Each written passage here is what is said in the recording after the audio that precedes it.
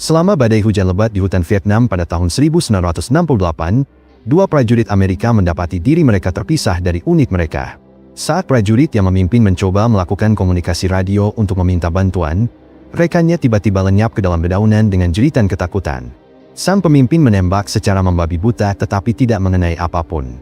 Panik, ia melarikan diri menembus semak belukar. Sekilas menangkap bayangan gerakan di antara vegetasi.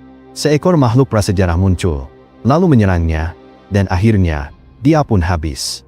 Keesokan harinya, di sebuah instalasi militer Amerika, seorang wanita lokal Vietnam mencoba melaporkan bahwa makhluk berbulu telah menculik suaminya, tetapi para tentara menolak klaimnya. Personel militer telah menyita sebuah kendaraan pengangkut yang berisi kargo misterius yang terdeteksi memiliki tingkat radiasi berbahaya. Di tengah ledakan di sekitar, seorang prajurit menghubungi Kolonel Jericho mengenai truk yang ditangkap dan patroli yang hilang. Jericho menugaskan Vulture Squad untuk melakukan operasi pencarian dan pemulihan. Vulture Squad menyusup ke perkemahan oposisi, secara diam-diam menetralkan para penjaga, sementara para penembak jitu mereka menewaskan pengawal menara. Mereka melancarkan serangan mendadak, secara sistematis menghabisi perlawanan dengan dukungan sniper. Di antara para tawanan, mereka menemukan 3 tawanan Amerika yang sudah habis hidupnya dan 2 orang yang selamat yang dikurung di dalam sangkar. Seorang kombatan musuh muncul dari persembunyian, tetapi segera disingkirkan oleh seorang sersan yang mengayunkan parang. Helikopter evakuasi tiba, dan skuad mengetahui bahwa mereka telah dipilih untuk penugasan lanjutan segera. Di markas besar, tempat orang-orang Amerika memelihara seekor harimau dalam kurungan, Jericho memberi pengarahan kepada Vulture Squad mengenai patroli yang hilang dan kejadian aneh di lembah. Tujuan mereka melibatkan pengintaian dan menemukan personel yang hilang untuk dievakuasi dengan helikopter. Rinciannya tetap dirahasiakan. Secara pribadi, Jericho menjanjikan kepada Baker, komandan Vulture Squad, bahwa keberhasilan misi ini akan menghasilkan penghapusan tuduhan tertentu dari berkas pribadinya. Di dalam tenda utama, Case menghadapi Stovall mengenai gangguan stres pasca traumanya, memperingatkan bahwa kebisingan berlebih yang dibuatnya selama operasi bisa berakibat fatal. Case mendapatkan janji dari Stovall untuk mencari perawatan. Menjelang malam, skuad berangkat dengan helikopter. Sistem pesawat mengalami kerusakan. Senjata gagal berfungsi, meski penerbangan tetap stabil. Setelah mendarat di dekat hutan, mereka segera menemukan jalur hewan yang luar biasa besar. Mereka menemukan jejak burung raksasa dan bulu-bulu besar yang sesuai dengan dimensi jejak itu. Sebuah ransel yang ditemukan berisi peta yang menandai stasiun penelitian nomor 4 dan sebuah catatan harian yang berbunyi, "Kami sedang diburu." Di sekitar ransel terdapat banyak selongsong peluru dan 2 jenis jejak yang berbeda. Mereka memutuskan untuk mengikuti jalur tersebut. Semakin dalam memasuki hutan, mereka melihat gerakan dan suara-suara aneh di vegetasi. Sesuatu mencengkeram kaki Baker, menyeretnya di sepanjang tanah. Ia menembak terus-menerus hingga penyerang tak terlihat itu melepaskannya dan mundur. Rekan-rekannya memberikan pertolongan pertama sebelum melanjutkan misi mereka.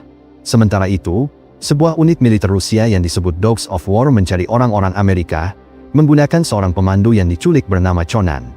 Mereka menemukan selongsong peluru yang masih hangat dan mengikuti jalurnya. Suara-suara aneh menyertai kemajuan mereka. Kemudian seekor makhluk prasejarah menyergap prajurit yang berjalan paling belakang. Dan akhirnya, dia pun habis.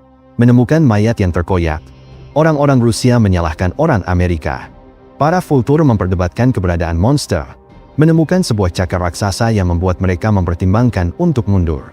Namun, Baker melihat sisa-sisa seragam militer dan bersikeras untuk melanjutkan. Di dalam sebuah gua, mereka menemukan sisa-sisa mutilasi dari patroli yang hilang, tampaknya dicabik-cabik oleh predator besar.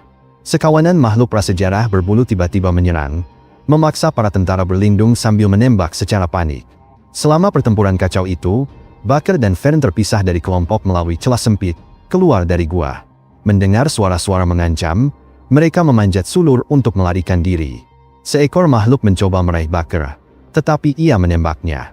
Tembakan itu menarik lebih banyak makhluk, yang tidak mampu melompat cukup tinggi untuk mencapai mereka. Mereka memanjat hingga ke puncak gua. Para Vulture yang tersisa juga melarikan diri dari gua, bersiap menghadapi serangan lain ketika mereka mendengar suara berisik.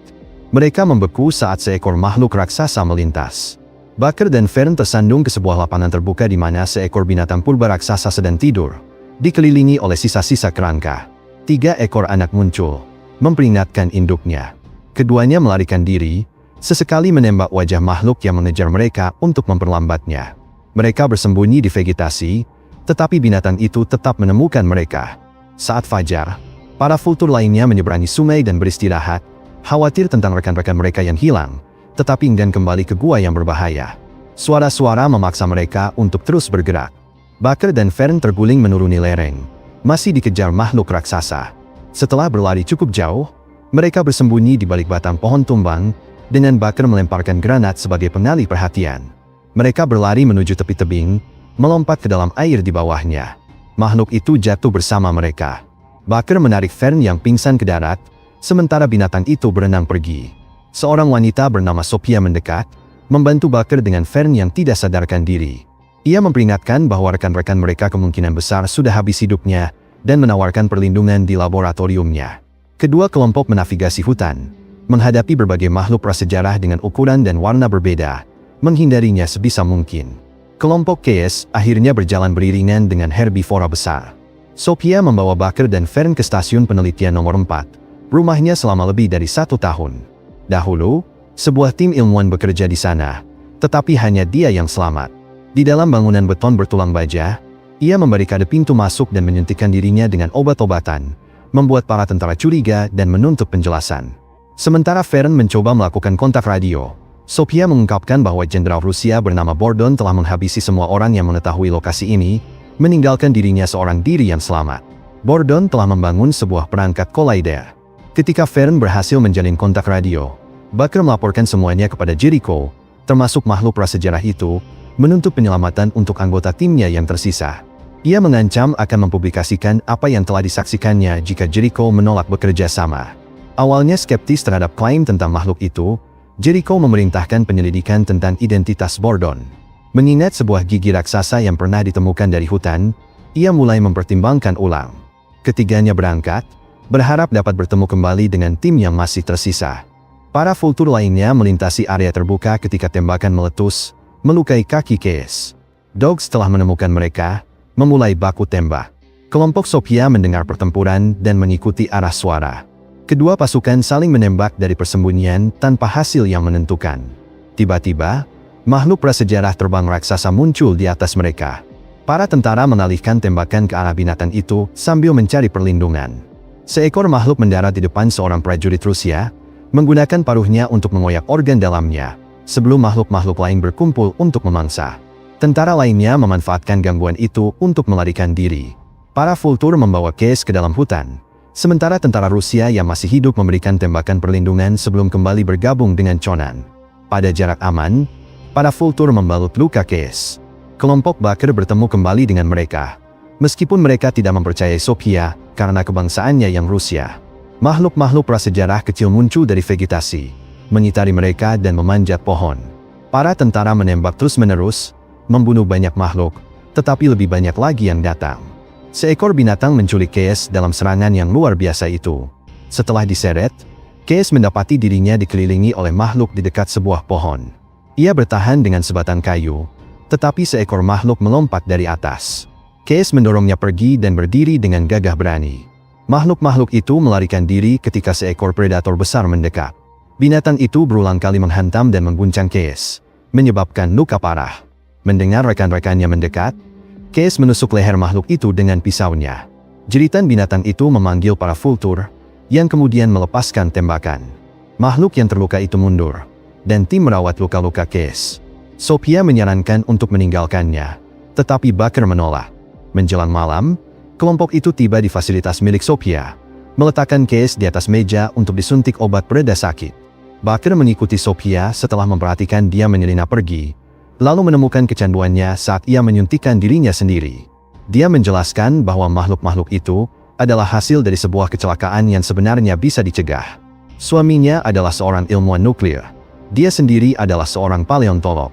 Militer Rusia menempatkan mereka di dalam hutan untuk penelitian collider yang berbahaya, dengan dalih menciptakan lubang cacing untuk menyerang Amerika Serikat. Namun, Bordon memangkas prosedur keselamatan. Collider yang rusak itu membuka portal temporal, memungkinkan makhluk-makhluk prasejarah masuk ke masa kini. Setelah itu, tentara Rusia membantai seluruh tim penelitian kecuali Sophia, yang kebetulan tidak ada saat serangan itu. Bordon meninggalkan laboratorium ini, dan kini sedang membangun collider lain di pegunungan. Malam itu, Para tentara mengamati seekor makhluk di dekat bangunan. Awalnya menahan tembakan agar tidak terdeteksi. Ketika makhluk itu menemukan sebuah jendela, mereka terpaksa menembak kepalanya. Keributan itu menarik lebih banyak makhluk, mendorong para vultur untuk mengambil posisi di jendela, menembak tanpa henti selama beberapa menit sampai binatang-binatang itu mundur.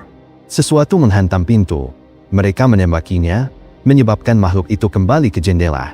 Tembakan terkonsentrasi pada makhluk itu, membuat seekor lagi berhasil menerobos pintu. Para vultur secara kolektif memaksa binatang itu mundur dan mengamankan pintu. Seekor makhluk lain memanjat ke atap kaca, menghantamnya dengan kepalanya hingga pecah. Mereka menembakinya juga, tetapi tidak dapat menghadapi semua makhluk sekaligus. Sophia menyebutkan ada pintu keluar belakang menuju dermaga, tetapi Case tahu dia tidak akan bisa bertahan, meminta mereka pergi tanpanya. Stovall berbagi sebatang rokok terakhir sebelum melarikan diri bersama yang lain. Ketika makhluk-makhluk akhirnya menembus bangunan, Case menaktifkan 2 granat. Di dermaga, yang lain menyaksikan ledakan itu, meratapi sahabat mereka sebelum naik ke perahu. Keesokan paginya, perahu itu melanjutkan perjalanan menyusuri sungai. Baker memberitahu timnya tentang kollider kedua, dan mereka setuju untuk menghancurkannya. Sophia mencoba memberi peringatan, tetapi kehilangan kesadaran karena gejala putus obat. Setelah terbangun, dia menjelaskan bahwa mengebom kollider akan menghancurkan dunia. Mereka harus menonaktifkannya, bukan menghancurkannya.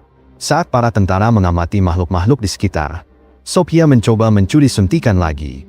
Selama perebutan untuk menghentikannya, jarum suntik itu terjatuh, lalu ditangkap oleh seekor makhluk yang melompat dari air. Baker menegur Sophia, menawarkan rokok untuk mengatasi gejala putus obatnya. Stovall menyaksikan makhluk akuatik itu mencapai pantai dan memangsa makhluk-makhluk kecil, tetapi yang lain mencegahnya menembak. Stovall kemudian berniat melakukan sesuatu yang tak terbayangkan, tetapi Baker mencegahnya, menekankan bahwa mereka membutuhkannya. Setelah berjam-jam berlayar, mereka mencapai sebuah area yang diselimuti kabut. Setelah mendarat, mereka menemukan banyak mayat manusia. Bergerak dengan hati-hati melalui hutan yang tertutup kabut, mereka disergap oleh makhluk-makhluk prasejarah kecil. Kekacauan pun terjadi ketika para tentara membela diri dengan senjata api, pisau, dan tangan kosong. Melihat teman-temannya terluka, Stovall kehilangan kendali, berteriak sambil menembak semua makhluk. Ia berlari ke depan, menarik perhatian mereka, berhenti di tepi sungai untuk terus menembaki monster yang mendekat. Dengan 1 peluru tersisa, ia tertawa sambil mendengar suara Case di kepalanya. Ia menggunakan peluru terakhir itu untuk dirinya sendiri, dan akhirnya, dia pun habis ketika makhluk-makhluk itu berkumpul di sekitar tubuh Stovall untuk memangsa. Malam itu, tim mencapai instalasi Rusia. Baker menghubungi Jericho, membagikan koordinatnya. Jericho menyatakan itu adalah lokasi keamanan nasional, melarang kerusakan atau pendekatan. Baker berpura-pura mendapat sinyal buruk, berpura-pura memahami izin untuk melanjutkan, lalu meminta helikopter penyelamat sebelum memutuskan komunikasi. Para vultur merumuskan rencana dan mengeksekusinya, menyelinap di sepanjang dinding perimeter, secara diam-diam menghabisi penjaga, bahkan memenggal bila perlu. Sementara sebagian besar vultur terus menghabisi tentara Rusia, Sophia dan Baker secara diam-diam mendekati area pusat. Mereka menemukan sisa pasukan Dogs telah kembali. Conan menyimpan dendam kepada Bordon karena membiarkan makhluk-makhluk menyerbu tanah airnya. Setelah pengalaman mereka, para Dogs juga menentang Bordon, hampir melepaskan tembakan sebelum tentara lain menarik mereka pergi. Saat vultur menanam bahan peledak di seluruh camp, Sophia dan Baker melumpuhkan 2 penjaga untuk membebaskan para Dogs, yang mendengar rencana itu dan setuju untuk membantu. Para tentara Rusia melihat seekor makhluk muda mendekat dan menembaknya. Bordon memarahi mereka sebelum mereka menyadari alasannya. Orang tua dari makhluk itu meraung marah ketika melihat jasad anaknya. Binatang-binatang yang murka itu menyerbu instalasi, menghancurkan segalanya, membunuh tentara yang gagal menghentikan mereka. Mereka memangsa beberapa personel sambil menggunakan ekor dan kaki raksasa mereka untuk menghancurkan lingkungan dan kendaraan. Tentara meninggalkan pertempuran dan melarikan diri. Makhluk-makhluk itu menangkap mereka dengan rahang raksasa, melempar tubuh mereka seperti mainan. Bordon melarikan diri ke dalam sebuah bangunan.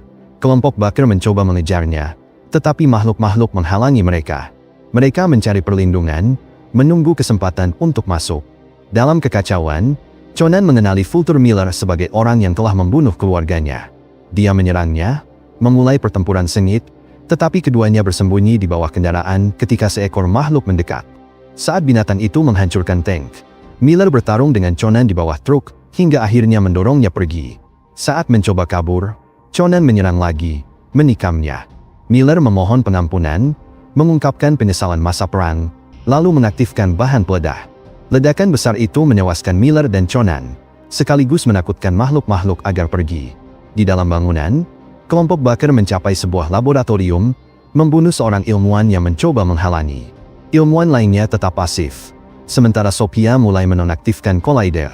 Para Vulture yang tersisa bergabung dengan mereka, tetapi Bordon mengganggu, mengacungkan senjata.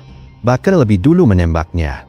Sophia meludahinya, tetapi menolak untuk membunuhnya, memilih superioritas moral. Dia memotong sebuah kabel, menyebabkan pemadaman listrik di seluruh bangunan. Generator darurat memulihkan penerangan. Mereka menyadari Bordon menghilang. Tiba-tiba, banyak makhluk muncul di pangkalan, memangsa mayat. Mereka juga memblokir terowongan keluar. Para Vulture melempar granat asap untuk memperlambat mereka dan membuka tembakan. Sayangnya, jumlah makhluk yang luar biasa membuat mereka segera memasuki laboratorium, menghancurkan segalanya. Seorang dokter jatuh dan cepat terbunuh. Bordon mencoba menggunakan panel kendali, tetapi dia diserang makhluk, dan akhirnya, dia pun habis. Yang lain memasang bahan peledak dan mundur. Seorang Vulture tetap tinggal, terus menembak, habis hidupnya dalam ledakan untuk mencegah pengejaran. Sophia menuntun para penyintas ke pintu keluar belakang, dan mereka berlari, sementara beberapa makhluk masih mengejar. Mereka menangkap seorang Vulture. Teman-temannya ingin menyelamatkan, tetapi sudah terlambat. Pria itu dimangsa, memaksa yang lain untuk kabur. Tak lama kemudian, mereka menemukan sebuah tangga. Baker menyuruh mereka naik, sementara ia memberi perlindungan di bawah. Ia berlari ke depan dengan binatang mengejar, melemparkan granat di belakangnya. Itu tidak cukup. Monster-monster itu menyerbu, lalu membunuhnya juga, dan akhirnya, dia pun habis. Kelompok yang tersisa melihat makhluk-makhluk datang setelah menyingkirkan Baker, tetapi mereka cukup cepat mencapai luar. Jericho sudah menunggu dengan helikopter dan pasukan penuh. Melihat binatang yang mendekat, mereka bersama-sama melepaskan tembakan. Helikopter memberikan dukungan udara, menghabisi makhluk-makhluk terbang yang bergabung dalam pertempuran. Banyak tentara habis hidupnya dalam perjuangan itu, tetapi tim berhasil bertahan cukup lama. Ketika bahan peledak Vulture meruntuhkan pangkalan, semua orang bergegas ke helikopter, dan akhirnya, mereka pun melarikan diri. Film Primitive War berakhir dengan Jericho mengkritik tim, karena menghancurkan mesin itu alih-alih mendapatkannya untuk digunakan Amerika. Sophia menunjukkan bahwa sudah terlambat. Menghancurkan Collider telah menyebabkan makhluk-makhluk muncul di luar hutan, dan akhirnya, hal itu berpotensi membawa konsekuensi global yang katastrofik. Tonton alur cerita film lainnya dengan mengklik layar sebelah kiri.